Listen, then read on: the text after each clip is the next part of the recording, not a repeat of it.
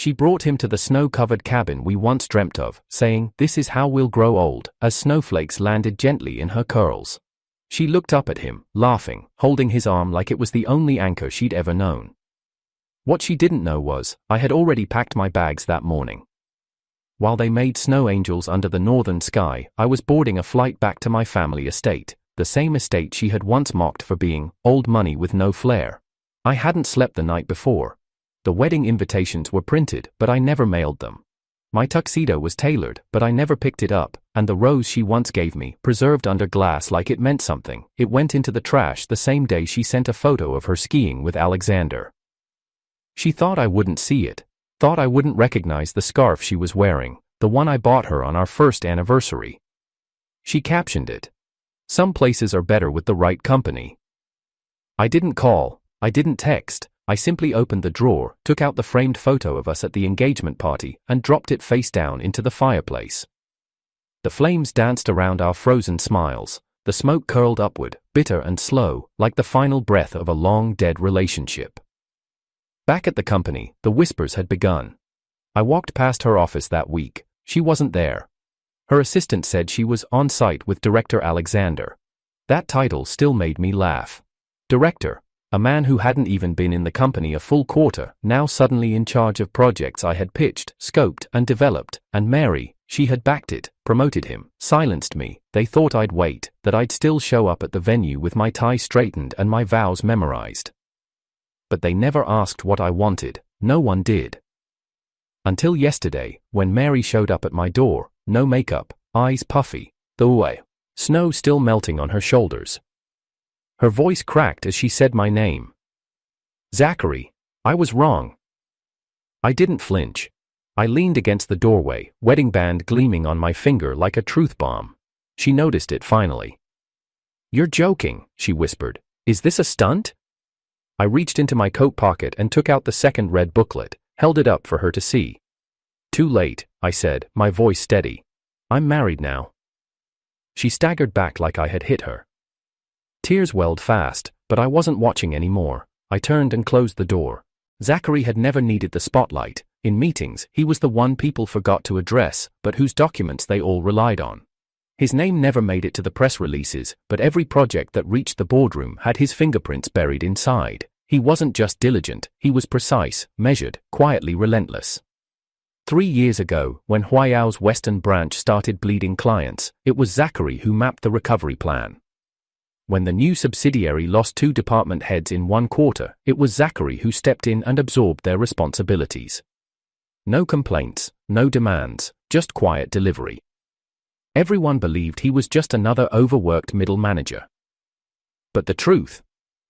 The branch they all worked in, the one with Mary Lee's name on the VP door, it belonged to Zachary's family. Not that Mary knew, at least not entirely. All she knew was that his background was comfortable. She once joked that his parents sounded like the type to wear gloves while drinking soup. He laughed along back then. That was before he realized she wasn't joking.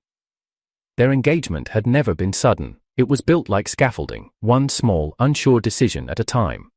After 5 years of working side by side, of sharing late-night ramen in empty boardrooms, of celebrating small wins with takeaway and tired smiles, Zachary thought it was real. Mary never quite said she loved him, but she didn't say she didn't.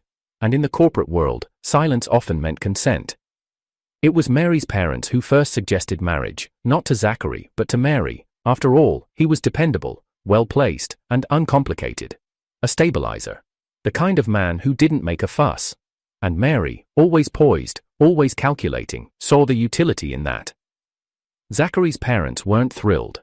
His mother, elegant and razor-sharp, once called Mary a quarterly performer, not a lifelong investment. His father was more direct. "She'll treat you like a stepping stone the moment she finds firmer ground." Zachary had defended her, over and over, until dinners became silence and group chats became unanswered messages.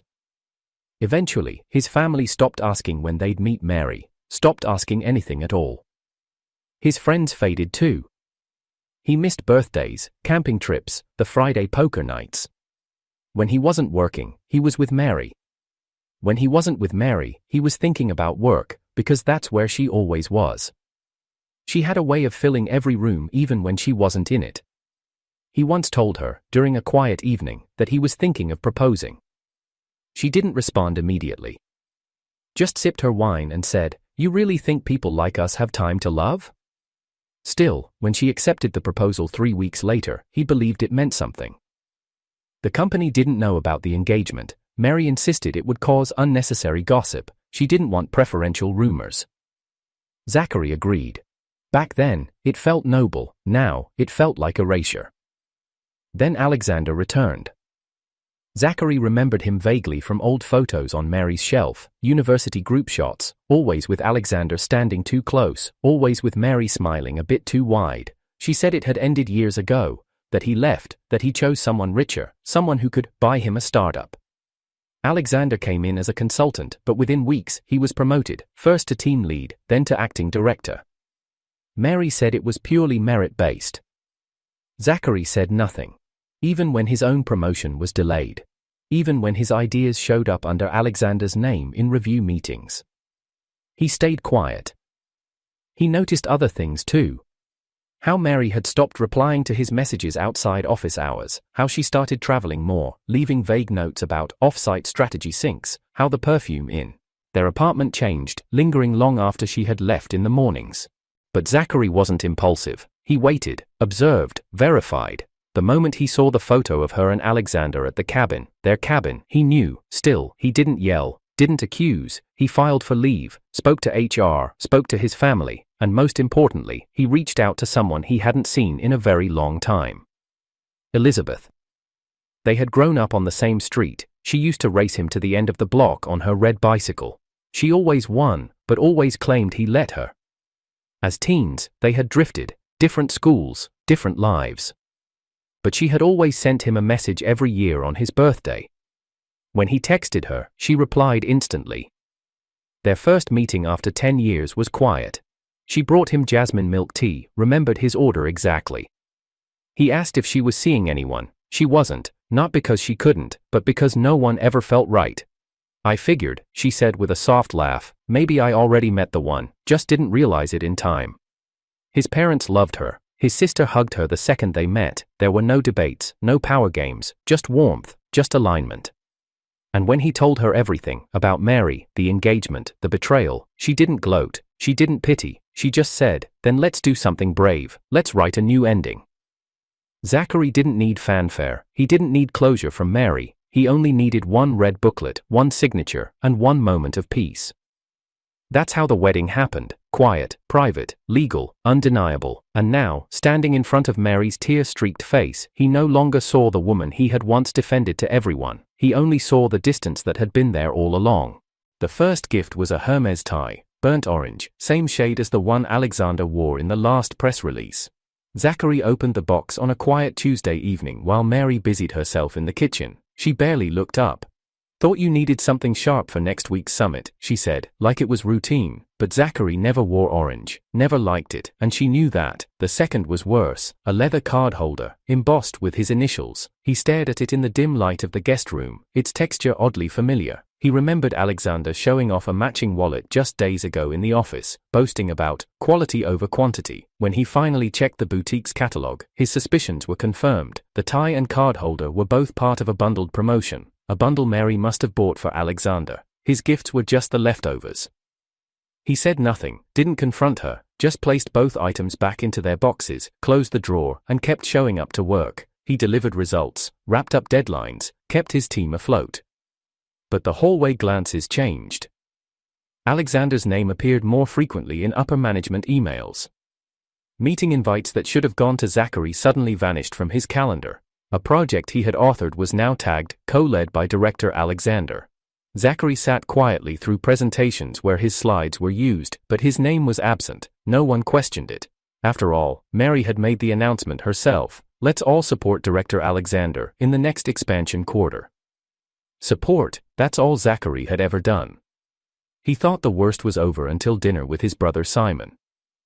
They chose a quiet hot pot place 2 blocks from Mary's family home. Zachary needed the calm, needed the reminder of normalcy.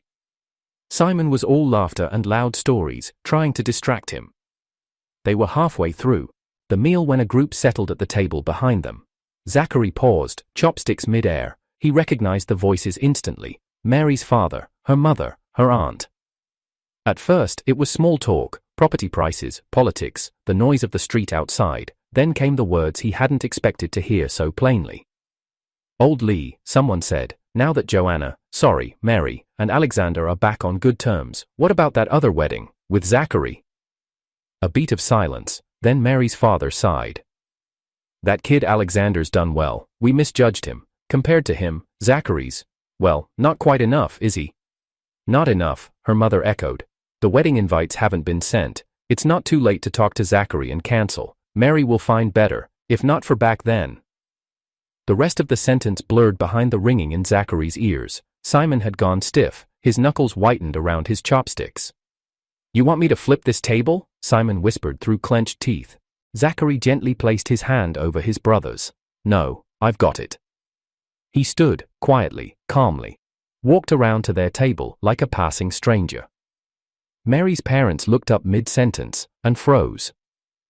"Mr. and Mrs. Lee," Zachary said, voice level, "it's good I ran into you, saves me a visit." They didn't speak, didn't breathe. "I overheard your concerns, let's make it easy," he continued, slipping his hand into his coat pocket and pulling out the cream-colored envelope. "Consider the wedding cancelled." He placed the unopened invitation on the table and gave a slight nod. Mary's mother blinked, lips parting. "Zachary, wait, we didn't mean—" "I understand," he cut her off.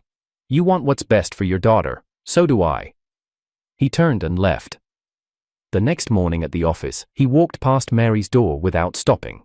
The team's chatter quieted as he entered his own space. He set down his laptop, reviewed his notes, and waited. At precisely 10:00 a.m., he knocked on her office door and stepped inside.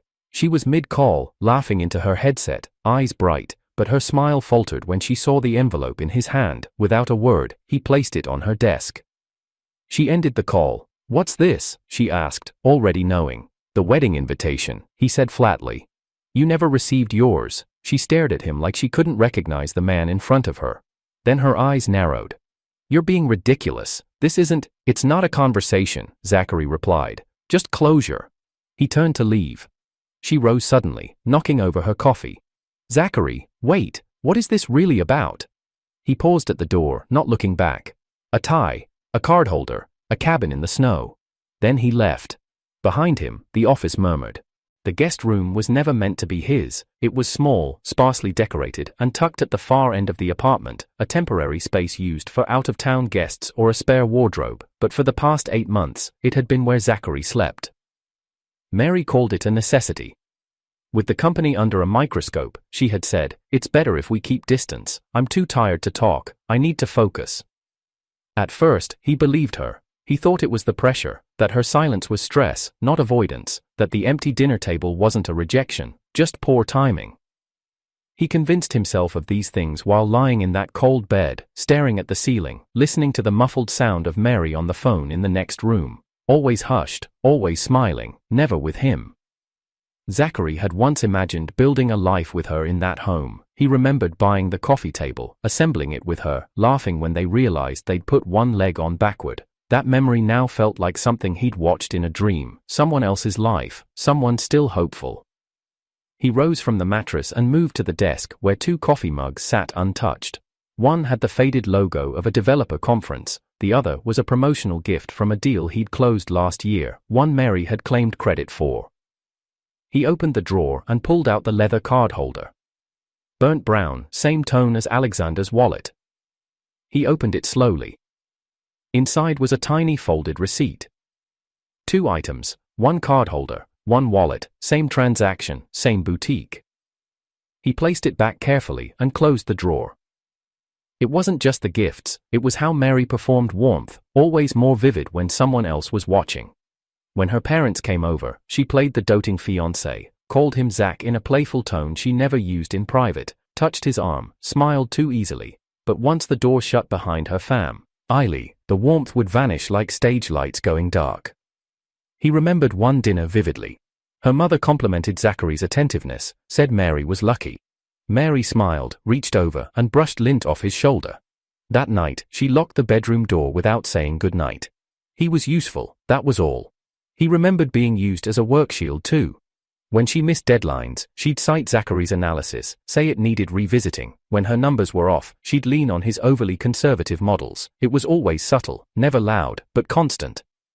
She only cooked once that entire year. He'd walked into the kitchen to find her carefully packing a lunchbox, plating delicate portions of chicken and rice. His stomach had stirred, until she said, "Lost a bet. This is Alexander's punishment lunch. Don't laugh." She never noticed his silence. She never asked if he'd eaten. That night, he stared at the burned-out ceiling light in the guest room and made his decision. The next morning, he applied for annual leave and marriage leave in one go. HR was surprised, but they approved it quickly.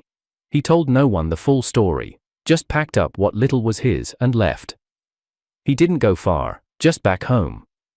His parents had been waiting, not with questions, not with judgment, but with quiet understanding. His mother said simply, "It's time." That night, the family met with the Gins. Elizabeth had arrived in a soft beige coat, hair tied back, hands bare of jewelry. She didn't smile much, but when she saw Zachary, something shifted in her eyes. Something warm, something familiar. They spoke alone on the terrace for over an hour. "Do you still believe in all that?" she asked gently, eyes on the stars. Zachary didn't pretend. "Not the way I used to." She nodded, then tucked a loose strand of hair behind her ear. "Then let's not build it that way, let's make something better."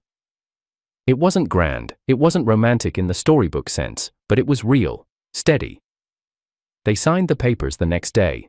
His parents gifted Elizabeth 10% of Huayao Group shares as a wedding gift, not as a transaction, not for leverage, but to say, "She's one of us now." That night, Zachary stood in front of the mirror in his old room, wearing the silver ring Elizabeth had chosen. It was modest, simple, but it fit. The guest room in Mary's apartment was empty now. He never looked back. Zachary returned to the company on a quiet Monday morning. No announcement, no entourage, just him, dressed in slate gray, the same calm expression on his face that had once been mistaken for submission. The moment he stepped through the glass doors of the branch office, he sensed it, something was off. The receptionist, usually bubbly, froze when she saw him. A few employees passing by offered rushed greetings, their eyes darting nervously between him and the corridor that led to the executive wing. He didn't stop to ask questions, just walked, measured, quiet steps, familiar halls that had once felt like home, now echoing with something colder. When he opened the door to his office, it hit him. The space had been completely redecorated. The walls were painted a lighter beige, the shelves rearranged, his books were gone. The desk was different, new, glossy, unfamiliar. And at the center, in a gold-rimmed frame, sat a photo of Mary and Alexander. Arms around each other, smiling as if they'd conquered the world. Zachary didn't speak, he just stared. A soft chuckle escaped him, not bitter, just tired. "Guess I missed the memo," he murmured. He turned to leave, but a voice rang from the hallway. "Zachary!" Mary stood at the threshold, arms crossed, face unreadable. Her makeup was flawless, but her eyes looked like she hadn't slept in days. "You're early," she said. "I work here," Zachary replied. "Used to," she corrected. A few staff had gathered in the hall behind her, pretending to be busy while obviously eavesdropping. Zachary stepped past her and walked toward the break room. Mary followed. "You really had the nerve to show up?" she whispered sharply, careful to keep her tone low.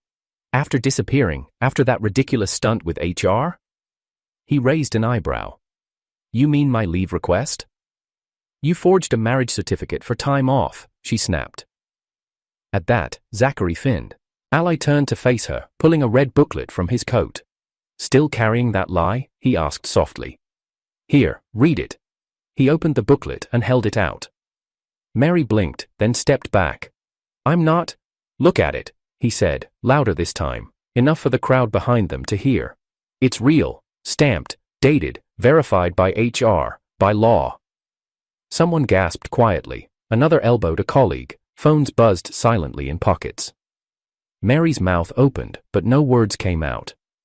"You fired me," Zachary continued, "for getting married. You told HR I was lying, that I faked a wedding for leave. Now tell me, what part of this is fake?"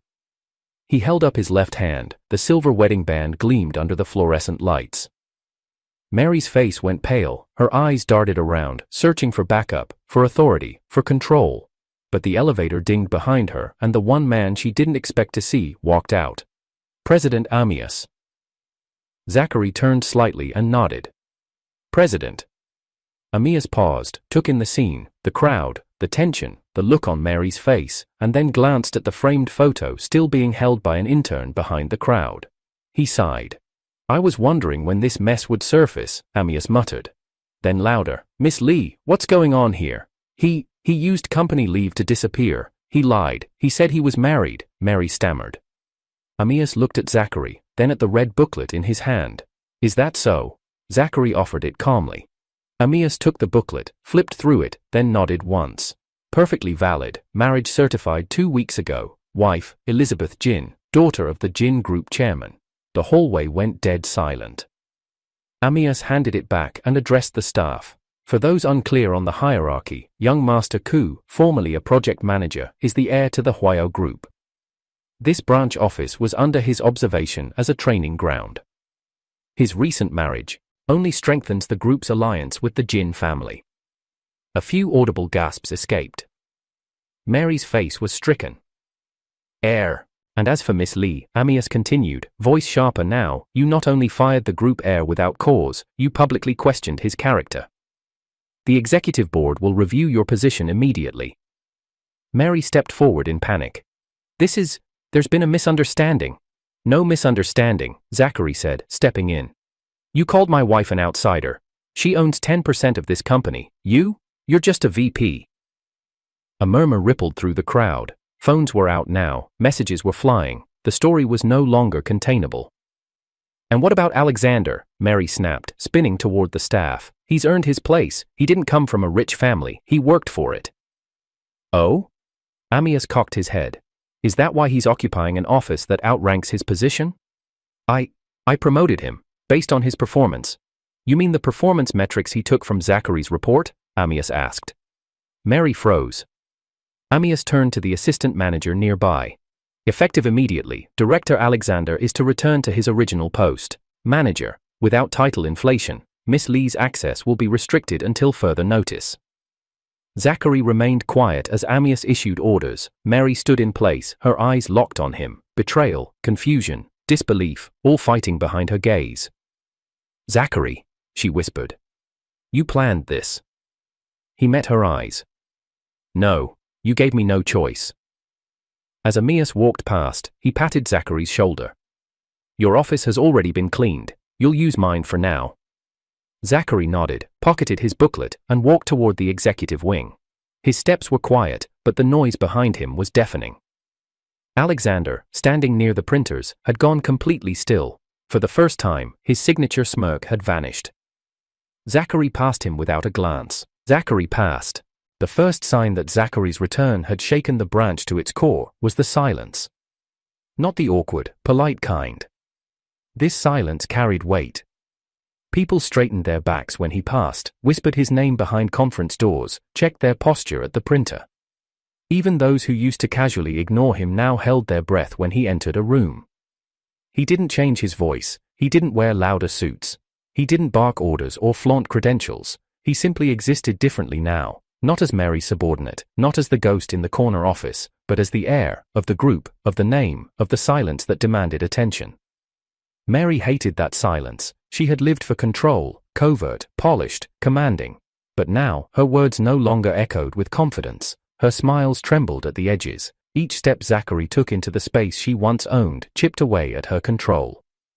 The final crack came when Elizabeth walked in. She wasn't dressed like someone trying to prove anything, just a cream blouse tucked into tailored slacks. Her hair was down, the soft waves framing her calm face. She looked like clarity itself, untouched by chaos.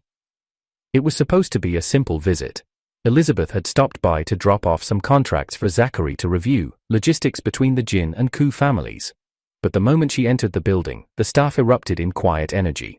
Phones buzzed, people leaned to get a better look. Some said she was even more stunning in person. Zachary stepped out of his office to greet her, took the documents from her hands, then gently kissed her cheek. The act was effortless, natural, and devastatingly public. Mary saw it. She stood at the edge of the hallway, frozen. "Elizabeth?" she said, loud enough to turn heads. Elizabeth turned calmly, meeting her gaze.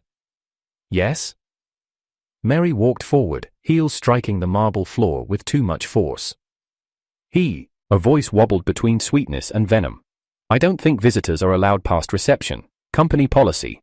Zachary didn't say a word, he just stood beside Elizabeth, unbothered. Elizabeth smiled slightly.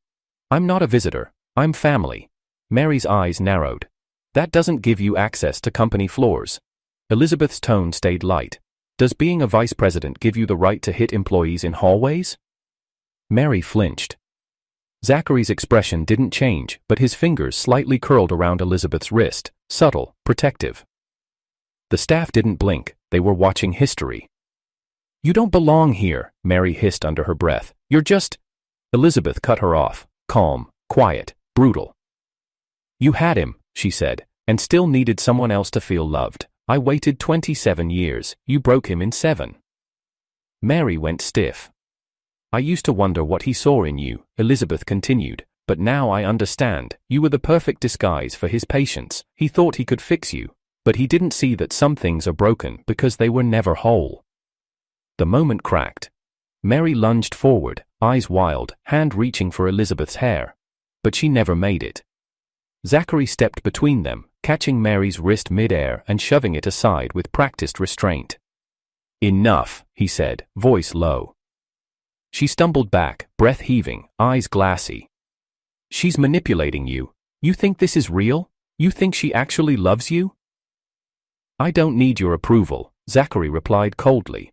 "And I definitely don't need your version of love." Security approached. Mary backed away, her composure now fractured beyond repair. 2 hours later, the board meeting began.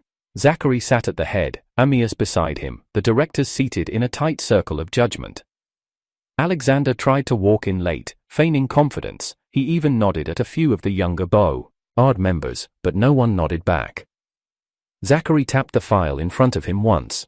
"Mr. Alexander, before we begin, do you want to explain this?" He slid the file to the center. A thick report compiled by the audit team. Unauthorized access logs. Tampered performance sheets, cross-signed approvals, all traced back to Alexander's logins, and all tied to Mary's calendar. Alexander's eyes darted. "This is a setup," he said, half laughing.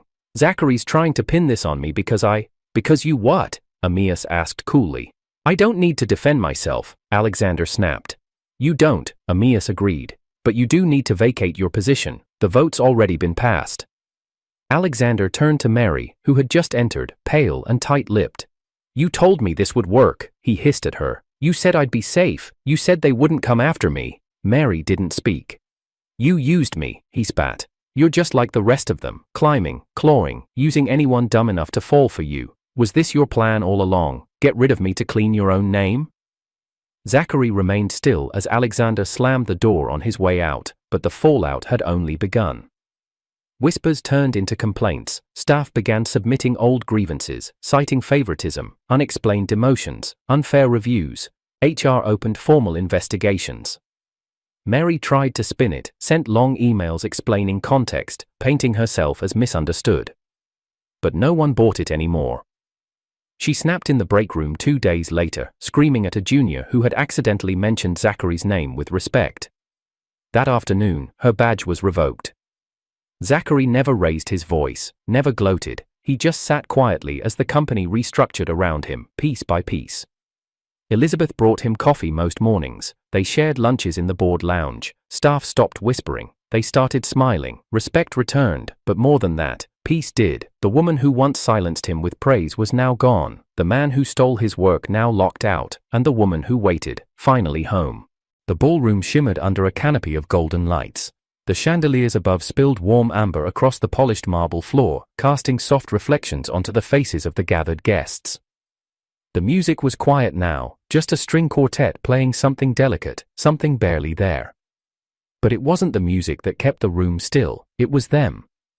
Zachary and Elizabeth stood beneath a wide floral arch, locked in a moment that felt carved out of time. She wore a satin gown the color of soft moonlight, her hair pinned loosely, a few strands brushing her cheeks. He wore a charcoal three-piece suit, tailored to sharp precision, his tie a muted silver, matching the band already resting on his ring finger. Everyone was watching, but for a second, neither of them seemed to notice. The officiant cleared his throat gently, nodding toward Zachary. "Your vows?" Zachary turned fully toward her. "No cards, no paper, just words. You waited. Even when I didn't deserve it. When I was lost in something I thought was love, when I confused loyalty with silence and devotion with pain, you were there." He paused, eyes searching hers. "You never asked for anything, and somehow, you gave me everything. So today, I don't promise forever, I promise today, and I'll keep choosing you, every today after this." There wasn't a dry eye in the front row. Elizabeth didn't cry, but her voice trembled as she replied, "You've always been home to me, I just didn't know how far you'd wandered until you found your way back." They exchanged rings again, not because they had to, but because some things deserved to be said twice. As the final words were spoken, the room erupted in applause. A soft gust of petals rained down from above, cameras flashed, hands clapped, glasses chimed. And yet, amid the celebration, Zachary's eyes remained steady. Later that night, tucked into a quiet alcove near the garden terrace, Zachary stood with Amyas and Elizabeth beside the dessert table. The crowd was still dancing, laughing, drunk on joy and champagne. Amyas leaned closer, handing over his phone with a grim look. "It's confirmed." Zachary read the message silently. Alexander and Mary had been formally charged with embezzlement and misappropriation of funds across 3 internal departments. The board had frozen their assets a week ago, and court proceedings were set to begin that coming Monday. But that wasn't the news. Elizabeth touched his wrist gently. "What is it?" He handed her the phone. The headline was short, clinical. "Former VP and director in fatal crash ahead of trial." The subheading detailed it. Mary had been driving. Witnesses reported seeing the car accelerate sharply toward a guardrail before launching over the edge of a cliffside expressway. No skid marks, no brake lights. Authorities were calling it intentional. Elizabeth's voice was quiet. "She took them both out." Zachary stared out over the garden, where the fairy lights blinked softly among the trees. For a long time, he said nothing, then, finally, "She always hated endings." Amyas exhaled. "The press will try to spin this for days, but the board already issued statements. No link to us, no liability, you're clean." Zachary nodded once. "Do you want to give a response?" Amyas asked. Zachary shook his head. "There's nothing to respond to." Elizabeth rested her head against his shoulder. "You okay?" He thought about it. About the cabin in the snow. The guest room, the empty dinners, the corporate betrayals. Alexander's smugness, Mary's manipulation. The silence he once lived in. The man he used to be. And then he looked at her. He remembered how she once held his hand after his mother's surgery, back when they were 17. How she never missed a birthday. How she had waited, unspoken, unwritten, unwavering. He placed a kiss on her temple. "Closure isn't always justice," he said. "Sometimes, it's just silence." They stood there for a while, quiet, together, untouched by the noise inside or the chaos that had come before. Eventually, they returned to the ballroom, hand in hand. The DJ cued the final song, friends cheered, family watched with knowing eyes. Zachary pulled Elizabeth close as the lights dimmed to a soft golden hue. "You were always there," he whispered into her hair, "and now, you're home."